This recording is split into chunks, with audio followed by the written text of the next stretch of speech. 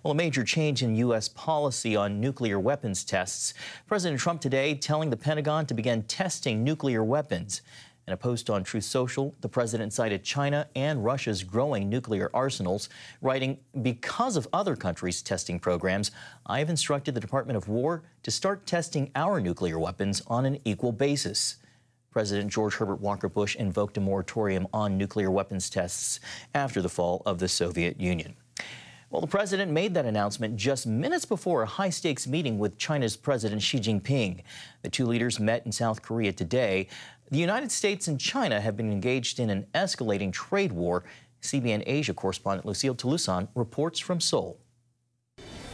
Great and friendly is how U.S. President Donald Trump described his meeting with China's President Xi Jinping. President Xi is a great leader of a great country, and I think we're going to have a fantastic relationship for a long period of time. Given our different national conditions, we do not always see eye to eye with each other, and it is normal for the two leading economies of the world to have frictions now and then. At the South Korean air base in Busan, Presidents Donald Trump and Xi Jinping spent nearly 2 hours in closed-door talks, a meeting aimed at stabilizing relations after months of rising friction over trade, technology, and security. The two leaders did not hold a press conference after the meeting.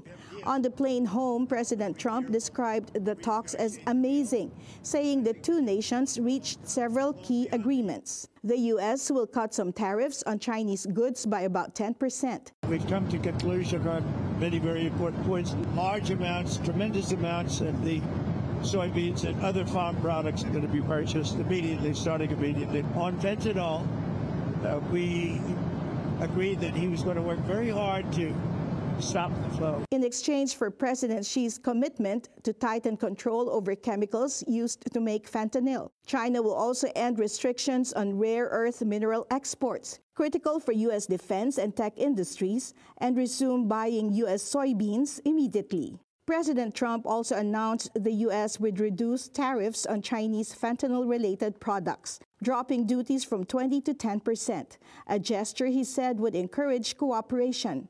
But analysts say beneath the smiles, President Xi faces growing instability at home. I'm not optimistic. More than 37 generals were purged and fired. So all of them are the loyalists for the Xi Jinping. So even though Xi Jinping maintained his formal titles, I think that he lost very important portion of his power now. Lee also says China's decision to drop its rare earth export weapon, materials used in making everything from smartphones to missiles, is a sign Beijing is under pressure.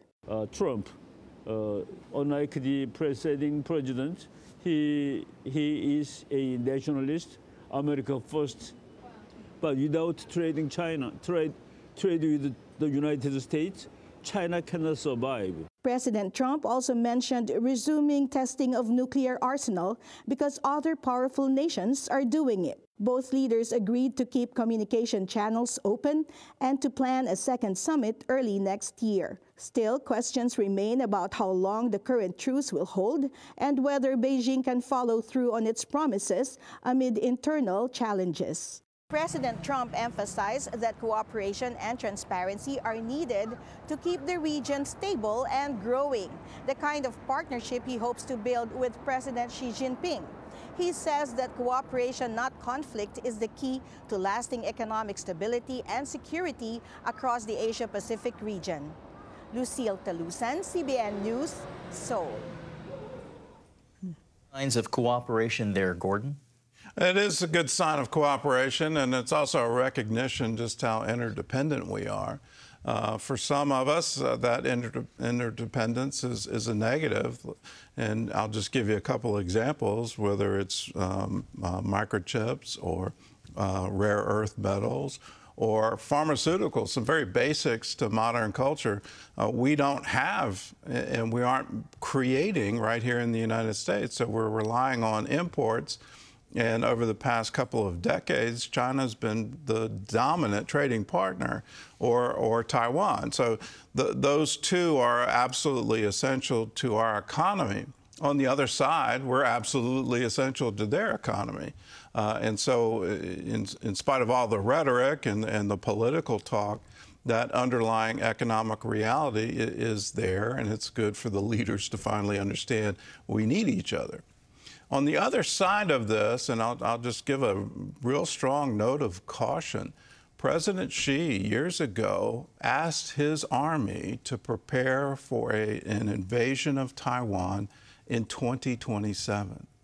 That's 2 years away, or 2.5 years away. And will they go through with that?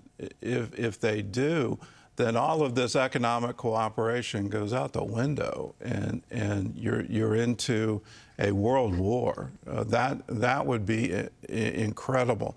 Maybe the current changes in the generals are a reflection of other people within Chinese leadership saying we cannot do that. But it's a stark warning that he did it, and he did it very publicly, and we should all really be paying attention to that. When he speaks, usually he really